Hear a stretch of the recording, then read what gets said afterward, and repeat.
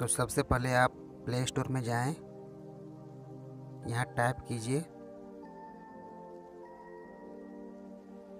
Song cutter music editor.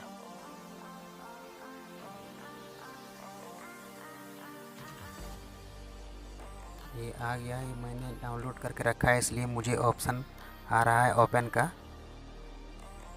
तो मैं open कर लेता हूँ।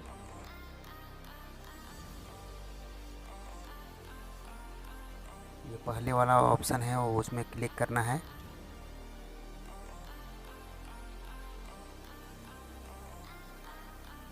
क्रिएट न्यू में क्लिक करना है।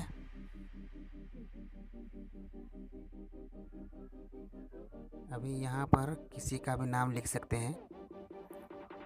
ये पहले वाला जो ऑप्शन है इसमें देखिए कितना ऑप्शन आ रहा है, कोई भी सिलेक्ट कर सकते हैं।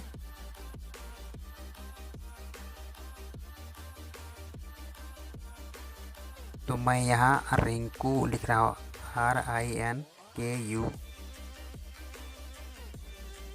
देखिए कितना अच्छा Hey Rinku, your phone is ringing. Please answer the phone. बन चुका है।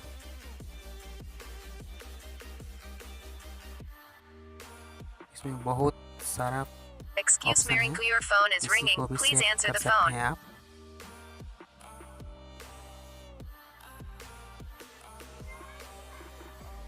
Dear Rinku, your phone is ringing. Please answer the phone.